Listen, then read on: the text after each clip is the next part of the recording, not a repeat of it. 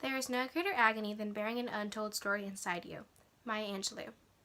In her autobiography, I Know Why the Caged Bird Sings, well-renowned poet and civil rights activist Maya Angelou details the hardships she faced growing up as a young black girl in the South, and how said hardships shaped her adulthood.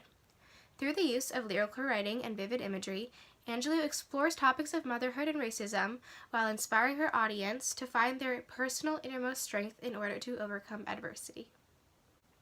The book begins in 1931 when Maya Angelou is only 3 years old and her brother, Bailey, is 4. They are sent from their father in California to live with their paternal grandmother in Stamps, Arkansas. Their grandmother, who they refer to as Mama, runs a store there, which is the center of life in the Negro community of the town. Mama is tall, big, and strong, but she is also very old-fashioned, and therefore teaches her grandkids outdated racial codes of behavior. Throughout the book, Maya questions Mama's courteous behavior towards the whites in the town when they have done nothing to deserve it. Maya often talks about the love for her brother. They are opposite in appearance, with him being more attractive and graceful, but, despite their differences, their bond is vitally important to the young Maya. Along with this friendship, Maya also finds comfort in literature. She starts reading at a very young age and enjoys Shakespeare, who she refers to as her first white crush, as well as prominent black writers such as Langston Hughes and W.E.B. Du Bois.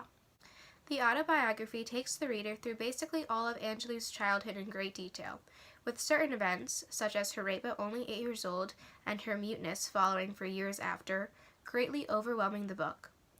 The book ends when Maya becomes a mother at the age of 16. Over the course of the story, Angelou transforms from a victim of racism with an inferiority complex to a confident and dignified young woman.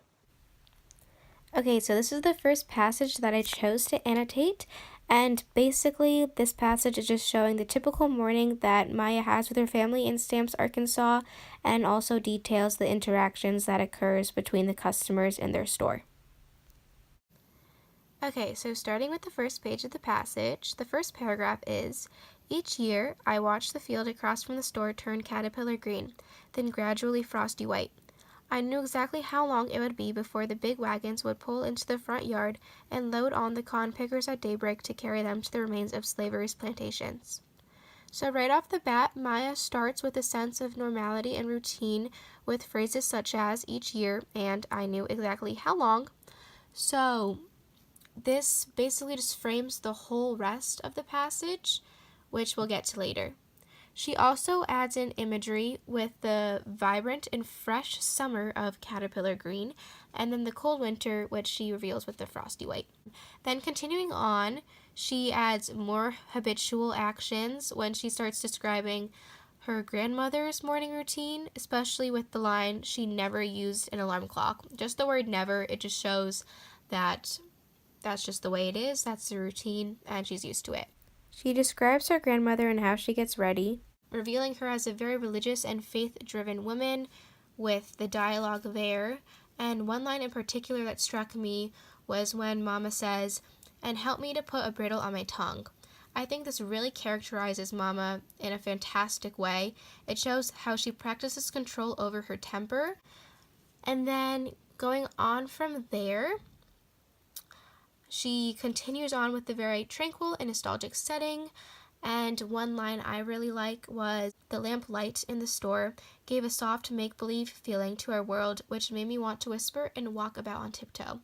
Again, this is just a very eloquent and lyrical line, and the line "soft make-believe feeling" shows the innocence that Maya has. She kind of lives in a bubble of the store. Then this whole passage shifts with the dialogue when it says, "Sister, I'll have 2 cans of sardines." So basically this passage of dialogue right there is the workers coming in, and just this whole passage here is very lighthearted and nostalgic, and it just shows all the workers joking around with each other. It says laughing, joking, boasting, and bragging. Moving on to the second page of these annotations, this page starts using a lot more sensory imagery as Angelou starts describing the people more. The second shift of the chapter from the fun and lighthearted exchanges between the workers and then the more serious side of their lives occurs when she says, If the morning sounds and smells were touched with the supernatural, the late afternoon had all the features of the normal Arkansas life. So after this is when it starts taking on a much darker tone, especially with the line grumbles about cheating houses, weighted scales, snakes, skimpy cotton, and dusty roads. So that especially just shows the corruption in the system. But then she follows it with the line, "But I had seen the fingers cut by the mean little cotton bulls, and I had witnessed the backs and shoulders and arms and legs resisting any further demands." So this is just a very strong, powerful, and matter-of-fact statement that really just shows Angelou's respect for these workers and just acknowledges the suffering that they go through on a daily basis. And then going on, the last little paragraph of this chapter just reinforces again how hardworking these people are, especially with the line, "I wince to picture them sewing the coarse material under a coal lamp with fingers stiffening from the day's work." So it just shows that even when they're done and they go home, they still have work to do and they're always working. And this, again, relates to the bigger issue at the bottom, just about how they're being underpaid and just not compensated fairly for the work that they put in, which relates to the bigger picture of the whole chapter, which she kind of finishes up when she says, "In cotton picking time, the late afternoons revealed the harshness of black southern life, which, in the early morning, had been softened by nature's blessing of grogginess, forgetfulness, and the soft lamplight." So this just ties it back to the beginning of the passage with the soft lamplight, and it just shows how the nostalgic morning memories are really needed in times of hardship, and how the workers need a place like the store to go and have a community and forget about the reality that they're living in. The second passage that I chose to annotate occurs much later in the book, and basically what's going on in the scene is that Maya is graduating from the 8th grade, and the superintendent of all the schools in Stamps, Arkansas comes to give them a little speech, but just keep in mind that the superintendent is white, and so basically his speech just does not go very well.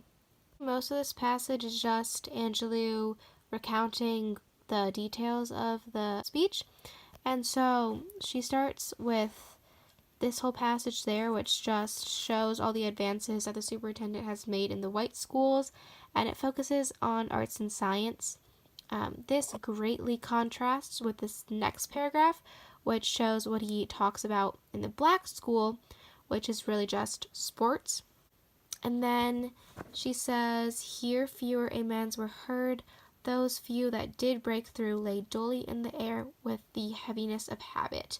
So that just imagery there shows the visible discomfort, and the personification of the words emphasize the heaviness of the air in the room and just how everyone is very, very uncomfortable with the situation and the way that he's talking to them. Then we're just continue on over there. It says, "The man's dead words fell like bricks around the auditorium, and too many settled in my belly." So again, that personifies his words just to show the impact that it has, especially on Maya when she is very, very young and still impressionable. It's just very discouraging. And she then goes on to say, "Constrained by my hard-learned manners, I couldn't look behind me. But to my left and right, the proud graduating class of 1940 had dropped their heads." This just again shows how everyone is discouraged around her. And I loved the use of the word constrained there. I thought that was just the most perfect word choice ever. It just shows how she doesn't know how to react to this, especially because he's a white man. She is stuck in that kind of courteous behavior that she was taught. So she's very uncomfortable. She's very just awkward with the whole situation, and she doesn't know what to do, much like everyone else. Angelou uses her autobiography to explore topics such as self-identity, rape, racism, and motherhood. While this book primarily focuses on racism, Angelou also touches base on what it's like to be female in a male-dominated society and how it's important for women to create a strong sense of self-identity and self-worth. One thing I really enjoyed about this book was the pacing of it, because each chapter was a different story in her life, so it kind of moved the book along, and it didn't drag with the stories. However, they did get to go into great detail, which was nice, of course. And then obviously the book itself is just extremely well written. It's Maya Angelou, so of course it's going to be very eloquent and lyrical, and it was just a blast to read. Every line seemed like it could be taken out and quotified, if that makes sense. So yes, I think that anyone who enjoys well-written works of literature and appreciates well-written works of literature and is interested in activism, in civil rights, or in feminism, whatever it may be, I think that that is the group of people who will really, really enjoy this book and appreciate it for what it is, just what it is.